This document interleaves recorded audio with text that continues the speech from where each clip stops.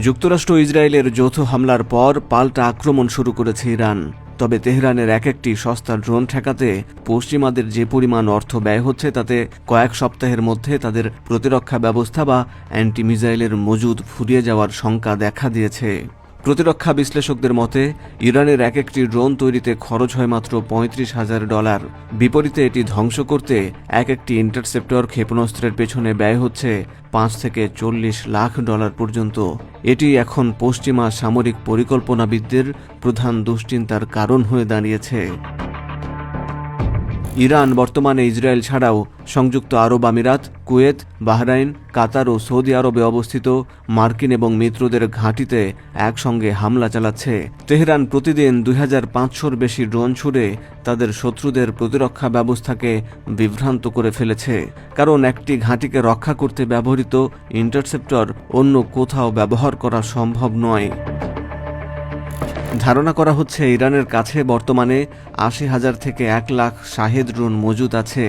মাসে অন্তত 500 ড্রোন তৈরির সক্ষমতা থাকায় তারা টানা 1 মাস প্রতিদিন 2500 ড্রোন দিয়ে হামলা চালিয়ে যাওয়ার সামর্থ্য রাখে।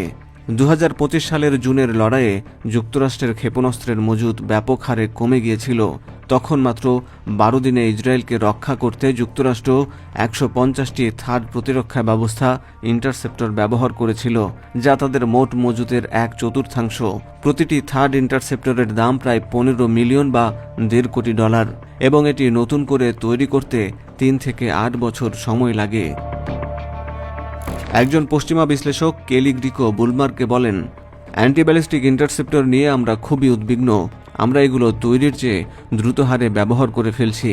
সাধারণ নিয়ম অনুযায়ী একটি লক্ষ্যবস্তু ধ্বংস করতে 2 থেকে 3টি ইন্টারসেপ্টর ছুড়তে হয়, যা মজুদকে দ্রুত শূন্য করে দিতে পারে। প্যাসিফিক ফোরামের উইলিয়াম আলবার্গ জানান, অ্যান্টিব্যালিস্টিক ইন্টারসেপ্টরের মজুদ আগে থেকে কম ছিল, যা এখন কয়েকদিনের মধ্যে শেষ হয়ে যেতে পারে। এই বিপুল খরচ কমাতে পশ্চিমারা এখন অ্যাপিকেট ব্লিউএস গাইডেড রকেট ব্যবহারের চেষ্টা করছে, যার প্রতি শটের খরচ মাত্র $28,000। এছাড়া ইসরায়েলের আয়রন বিম লেজার সিস্টেম ব্যবহারেরও কথা ভাবা হচ্ছে, যার খরচ প্রতি শটে মাত্র কয়েক ডলার। তবে বর্তমানে এই লেজার সিস্টেমের মাত্র 1-2টি সচল আছে এবং সেগুলো শুধুই ইসরায়েলেই সীমাবদ্ধ।